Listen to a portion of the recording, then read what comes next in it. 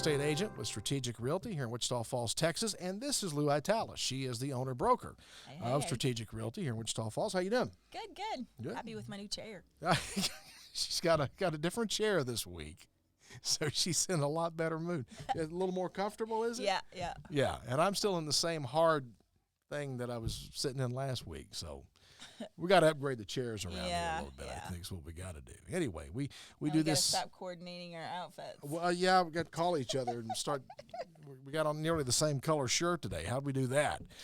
But we usually record this here at the studios, the podcast studios of MacTech Solutions here in Wichita Falls, Texas. So we want to thank Terry and Lucy McAdams of MacTech Solutions for allowing us to do that. And you should check them out online, mactech-solutions.com, especially if you're still Christmas shopping and you're looking for something special for I bought it. Terry convinced me to buy a Mac Pro. Yeah. MacBook Pro. Yeah. And it's fantastic. He's just about got me talked into one, too. I've been resistant to buy Apple for 25 years, and this is the first Apple anything that I've bought for myself. And you're loving it. Yeah. It's actually, pretty fast. I mean. Yeah. Well, this is totally off topic here for this show, but most of the people that I know that have either the MacBook Pros or the iMacs, which is the big desktop or whatever. I'm tempted to buy the desktop for my office simply just because of the speed. They seem to just go a lot longer. They use them for several years. If I can get, my laptop, I've gotten almost 10 years out of it. So if I could get 10 years out of a computer, then I'm good to go. You've got your money's worth out of it. Yeah, definitely.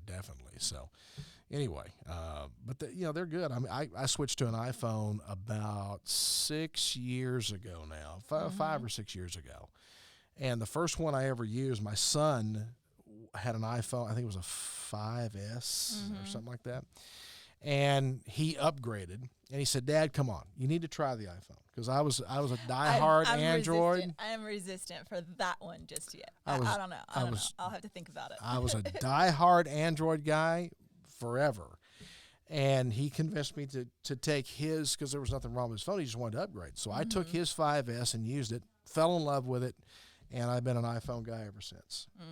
And I'll have to think about that. I'm still on an 8. I haven't jumped all the way to 13 yet. But my thing is I get one of these things, and it's like a car. I use it till the wheels fall off. Oh, yeah. Mine too. Until I'll keep my cell phones until the battery charge lasts an hour. Yeah, you go. Yeah. And then it's like, okay. And then you're like, okay. I've even gone and replaced the battery on the phone just to get a little bit more life out of it. Remember the old days when you could take the battery out yourself and put a new battery in, I remember. And you can't do that anymore. Yeah. Now you have to take it to someone.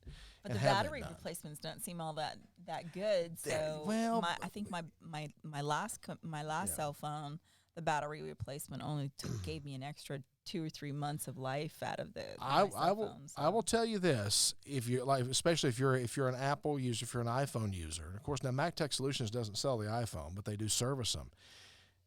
When you go to have that battery replaced, get a genuine Apple battery. It will save you tons of headaches. I know people who've not done that, and they've regretted it later. Bring it to MacTech Solutions at 4020 Ray Road in Wichita Falls and get the genuine article. Instead of something on Amazon? Yeah. That was probably what I did wrong, is I just went on Amazon to get a battery replacement. It only gave me another 2-3 months. Yeah. And it was a bear to change. So. I wouldn't want to. I bring my stuff to Terry. If I need something fixed, I bring it to Terry. They're the experts. They handle it. And same with my watch. My watch, the battery died on it, and I had to replace the battery on that. And that was almost like I had to buy a whole crap ton of tools just to do just to get your watch battery out. Yeah. Well, it's the same thing here with when you're talking about real estate. If you are looking to buy or sell a home, your best bet is to hire a real estate professional to help you. Yeah. There's a lot of moving parts and pieces to navigate. There's a lot to do. And it saves you, it saves you time and effort and energy and headaches and stress to just hire a professional to help you and walk you through the whole process and get it done for you. And today, we want to talk about the art of negotiation. So, if you got a house for sale, you got a property for sale, sometimes you're going to get a really low ball offer on it. someone's going to come along. That there's at least one. There's at least one. So let's role play here a little bit. Okay. I've got a property. Yeah. And I put it on the market. Yeah. And let's go with round numbers. So I'm going to put it on the market for $100,000. Yeah. And you're a buyer, and you want to know what is the best deal that you can get out of me. What's your best deal today? Yeah. So what do you do? What is your age? You don't know what my situation is. Right. The agent may know what my situation is because I'm going to hire an agent, and your agent is going to be able to call my agent and have a discussion. Right. So that's usually what we do is we call the other agent and be like, okay, tell me the scoop. Yeah. What's going on with this property? Right. Are the sellers motive? Those are keywords. So there's keywords when you're looking at a property. There's motivated seller. Right. Selling as is. There's certain keywords that you can look at when it comes to the actual listing to see what is the state of mind of the seller. Relocating. That's another word. So if somebody is like moving out of state or moving to a different location, they'll use those keywords in the listing to kind of give you a hint on where they're at. Right. Sometimes those are, it can go both ways. If you're selling it as is, usually there is, no repairs are going to be done to the property. So if it doesn't qualify for an FHA loan, it probably is not the property for you because the seller's not going to be willing to do any repairs. Right. Now, keep in mind, talk to the agent though first, because even though they list it as is, they may be willing to do some things in order for you to get this house as an FHA, because the house has to qualify as an FHA home as well. So some people don't really understand that or for a VA and FHA, there are certain things that the lender will require that the house not have peeling paint, that there not be any obsolescence, functional obsolescences in the house. Right. So basically that means that the stove is there and it works, that the dishwasher is there and it works, so that every room is its use is its intended use. Yeah. If there's a garage, that it be a garage, not a movie room. You mentioned functional obsolescence, and I've run into this in probably 7 or 8 homes that I've shown to prospective buyers in the last year. Is the electrical. You walk in, I actually showed one that still had a fuse panel in the house. And for those of you that don't know, long, long ago, in a galaxy far, far away, you had what were called fuse boxes in houses. And you had these little fuses. It's a little tube about so long and about so big around, and you had to screw this thing into a socket. And that's how you got your power on and off, was with these fuses. Those haven't been used routinely in probably 60 years. Yeah, I would say since the 50s or 60s, even probably before that. Early 60s, I would think maybe they were still using them. Tube, yeah. I know. We call them knob and tube. Yeah, well, that's knob and tube wiring. That's the wiring. I'm talking about the actual panel. Now you have what's called a breaker box. You have a panel. It's usually in the garage or on the outside of the house now. I don't think code allows them in closets anymore. They have to be outside, either in a garage or outside the house. Right. And you have breakers, which is literally a switch, turn on off. And generally you'll have a main. It's kind of like your car. You have a fuse box in the dashboard of your car, and that's basically what the houses had too. That had a fuses box. Well, that's an outdated condition now. Yeah. And it's going to be. I don't know that FHA or VA or any of those programs would approve one with that in there now, would they? Or would they? As long as it functions. Yeah. Yeah, as long as the electrical functions for its intended purpose. Yeah. See, in the case of the home that I showed that had one, the prospective buyer looked at it and he asked me. He said, "What is that?" Because he didn't know.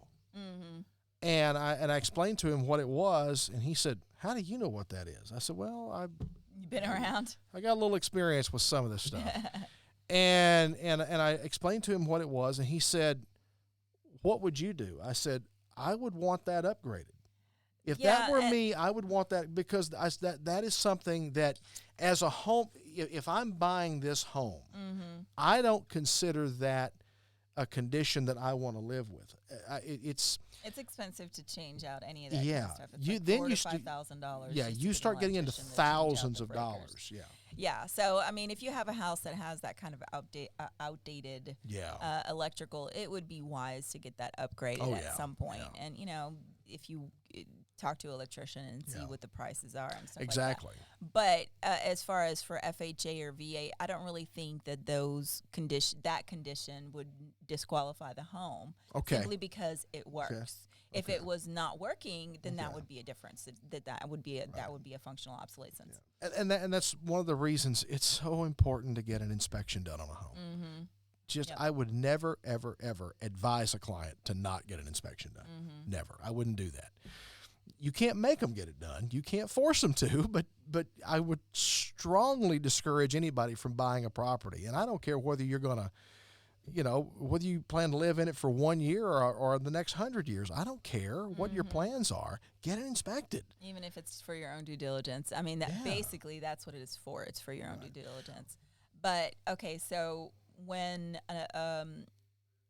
you see those kinds of things on a property, what we mean by functional is, okay, so you have a house that has an AC unit. Well, that AC unit doesn't work anymore, and now they're using window units. Yeah, that's perfectly acceptable, but it won't qualify for an FHA or a VA loan because that AC unit does not function for its intended purpose. It's basically just sitting there. It's dead. So those kinds of things are what VA and FHA appraisers are going to be looking at. Now, let me ask you. They don't do a separate inspection. It's not a separate inspection, because I always get that. I always get that question from buyers. Is, well, doesn't VA come in and do their own inspection? No, VA does not do that. Appraisers come in and do their inspection, and they follow VA guidelines for that appraisal. So, and it's not technically an inspection. It's just they're not inspectors. They're appraisers. So that VA appraisal has to have they look for certain things to be apparent or your licensed home inspector is going to dig into areas and things that the appraiser can't get into or won't get into, right? Right, and you can tell your inspector that you're doing an FHA or a VA loan so that they can be more conscious about the things that will, but they're not going to tell you, oh, this is an FHA issue. The inspectors are not going to tell you that. Your real estate agent should know what issues are going to be. So if it's a paint issue, peeling paint on the interior or exterior, wood rot, those sorts of things, missing siding, those sorts of things are going to be what the VA appraiser is going to be looking at, or the FHA appraiser. So your inspector is just going to go in there and he's going to look at everything that's wrong with the house. So they're going to even ding some things that are like really not that big of a deal. I mean, you're not buying a brand new house, so there's going to be issues. I mean, it's like going to the car lot and buying a used car. Well, there's a couple of dings here, and you're not going to make the well, you can negotiate that's part of the art of negotiation. Is you can negotiate that the car dealership get rid of all those dings, or that your seats torn and you want a new seat. So those are things that you're going to want to decide what is important to you on that inspection. What's important to you? Usually what's important is, or what's most important is electrical, plumbing, roof, foundation. Those things are going to be important. Everything besides those four things is going to be kind of like, well, it's normal wear and tear, or that sort of thing. What do you think? I want to ask you about the AC thing. So if a home you said the home had a HVAC system, a central air. Central heat and air. It's not working, and they've put window units in to compensate for that. That would be a disqualification under FHA guidelines. Correct. Okay. Now, if the home did not have central air at all, it's always had window units, then that's fine. But that's a good question. Because as hard as it is to believe, you do occasionally run into a house that's an older home that was built maybe in the 30s, 40s, that 50s. Only has window units. That never had central air. I don't think that would disqualify from being an FHA home. Okay. I think you could still get that loan. Yeah. But that would probably be our next appraiser. We would need to ask that question. We need to ask that, yeah. Or a lender. Yeah. That's something we need to dig into a little deeper because that's an interesting thing. Now, I haven't personally encountered one like that myself yet. I haven't either. But and that's weird because I'm trying to think of when I might have sold a home that was going as an FHA loan and had window units. Yeah. Most of the people that buy houses with window units are investors. Yeah. So they wouldn't do an FHA loan. They would do a conventional or an in-house loan. And those are usually much older homes that just never, the person that lived there probably is the one who built it, and they just never upgraded that. Or it's always been an investment property. Or maybe so, yeah. I mean, a lot of times that's not something that an investor is going to look to. Their price point would be too low. Another question, I wonder if you've encountered this. So with foundations, okay, a lot of homes in our area have had foundation repair work done. It's common. Very common. Does that in any way disqualify? Is that a disqualifying factor in an FHA or VA loan? No, as long as it's not. It's like kind of like as long as the foundation's not inspection. failing. Yeah, as long as it's not failing at this, as long as it's still good, then it should be fine. Yeah. I mean, it's like termite. It's like getting a house termite treated. Yeah, it's not going to fail it from ever being able to be sold as an FHA or a VA house. It just means that it's been treated for termites. And I would say it would be wise, wouldn't you say, if you have a home that's had foundation repair, keep up with the paperwork on that in case you're asked to see that. Because a lot of times that foundation work is warranted. Right. So I don't know which companies in town. Oh, that's another one that we could ask is we could have like somebody, what is it, Ed Lane? That's one, yeah. Yeah, have Ed Lane or something come over and talk to us about foundations and stuff like that. Because that is a very common condition around here because the soil here moves all the time. And that's pretty normal. When it gets too wet, it gets, mushy. And if it's too dry, it gets crackly. And I had a client question about that, about a crack in a patio. And he said, well, this house is not that old. Why does that concrete have a crack in it? I said, I've never seen a concrete slab anywhere around here that didn't have a crack in it. Whether it was a hairline fracture or something. Yeah, most of them are very minor hairline fractures, but I don't care how much steel you put in it. I don't care what kind of cement mix they're using. It's Texas. That soil's going to shift and move, or just the weather itself, like the cold and the heat. That also makes things expand, contracts and expands. Yeah, it's the nature of it. Yeah. You could get a brand new, spanking new house and already have a crack in it. That's right. It's the nature. Nature has an impact on these things that we can't do anything about. It doesn't necessarily mean that it's a bad house. It just means that you might need to keep an eye on it for a little while, and if it starts to, and if it continues to move, because you can have a house like mine. In the winter, I get a crack above the crown molding, and in the summer, it goes away. Yeah.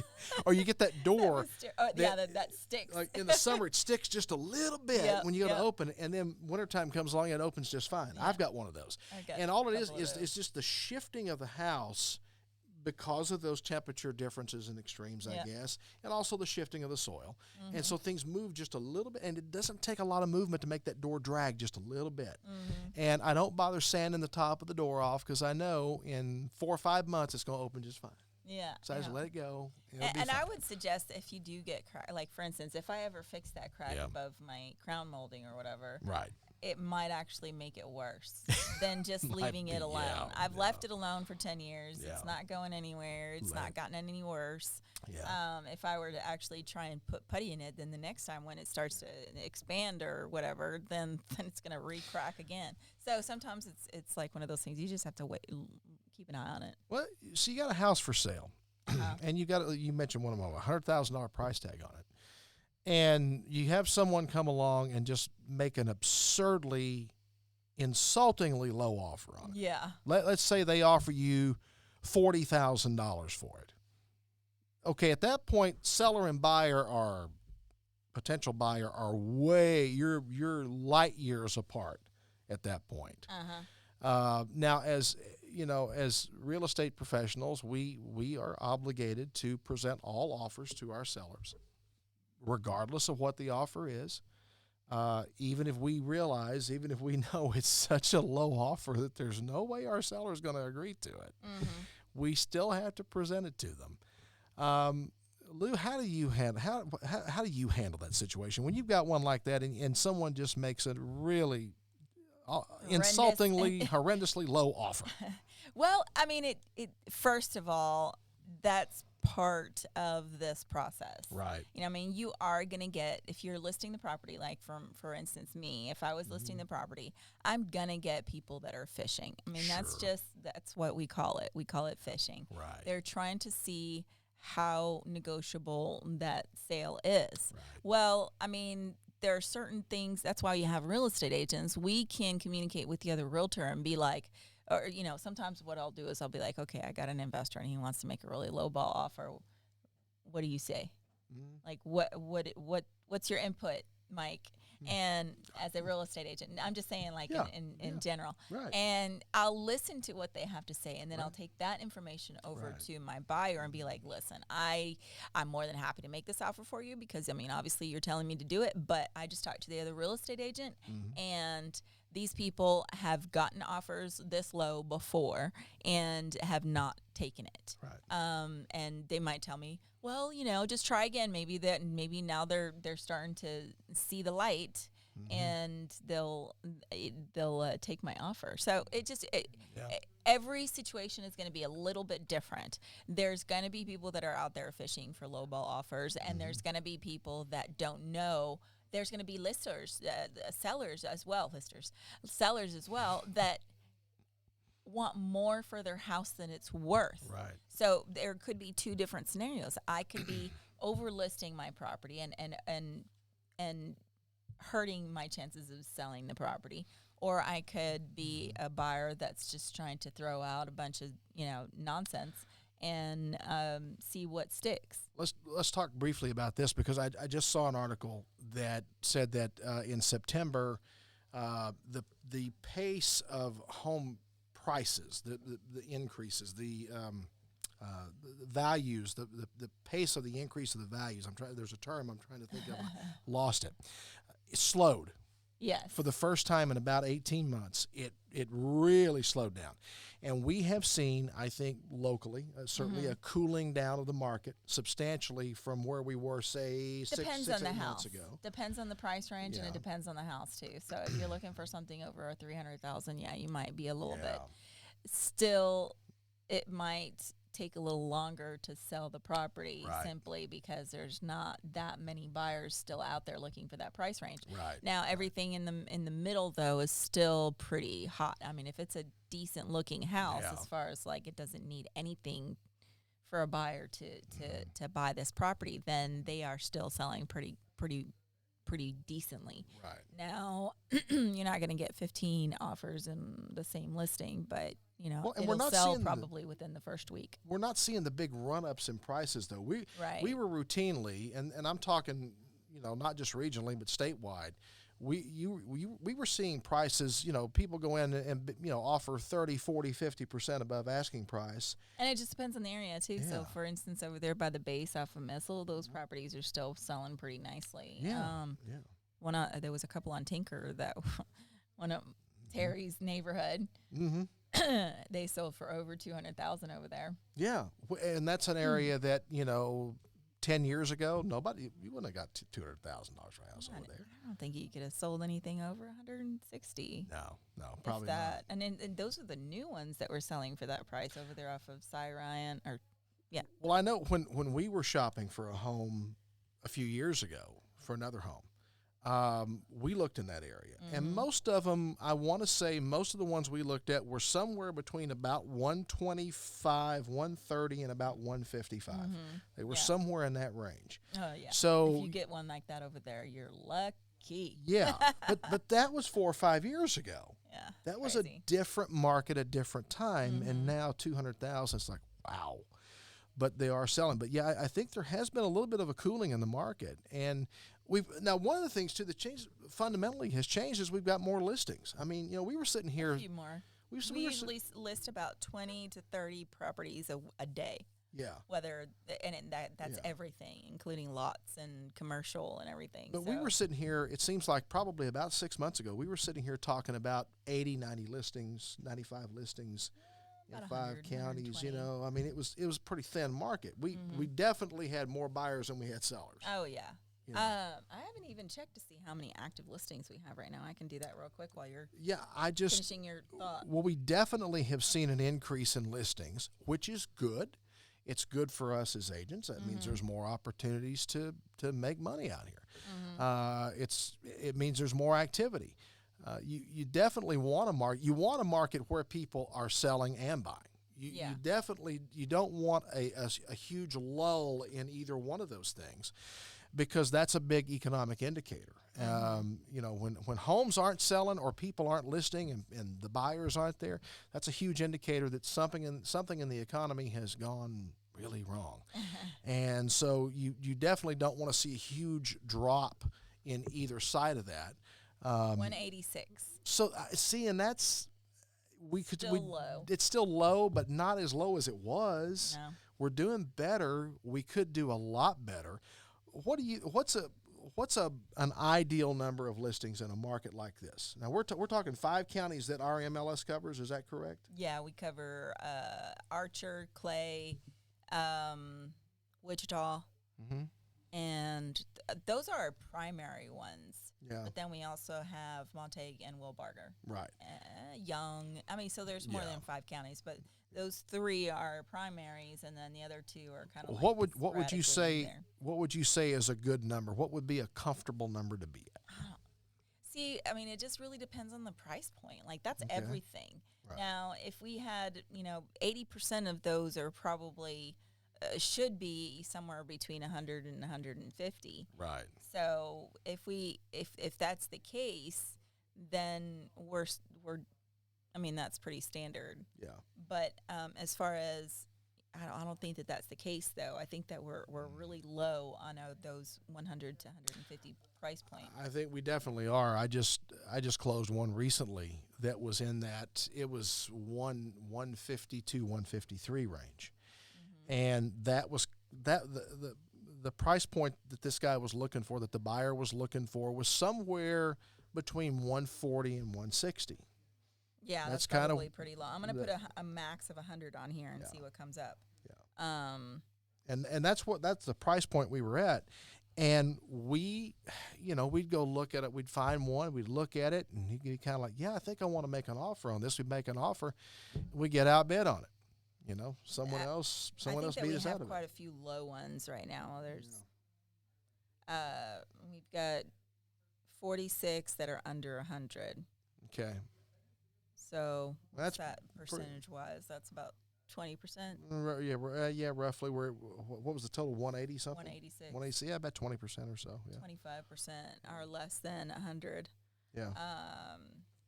So I mean that's a little bit low. That means let's see what's criteria. Let's go back to over 200. I can't imagine that we have that many over 200. I don't know. I think right now probably. We have 102 over 200. See, that to me, that sounds like a substantial number, especially when you take into consideration, like, for example, we talked about the homes out near the base. Those are homes that a few years ago would have been in that 1 to 150 range, and now they're selling for 200 plus. So that means that there's only like 40 properties between 100 and 200. Yeah. So that's still another 25%. So 50% of our properties right now, or a little bit more than 50% of our properties, are over 200. Right. So we still need more listings in the market, definitely. So if you're thinking about listing a home, we would love to do it for you. We would love to have Strategic list that home for you. So strategicrealty.net is the website. If they want to call us and talk to us. 940-2. No, that's my cell phone. Don't. Yeah, see.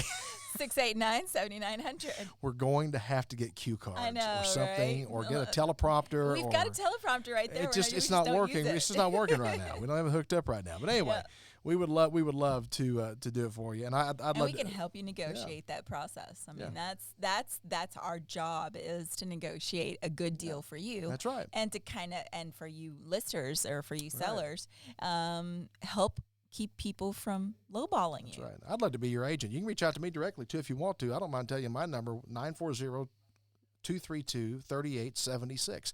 I had to think about that for a second because I don't call myself very often. 940-232-3876. That's the problem. You don't have to memorize phone numbers anymore. It's all, you just speed dial everything. You don't have to memorize anything anymore.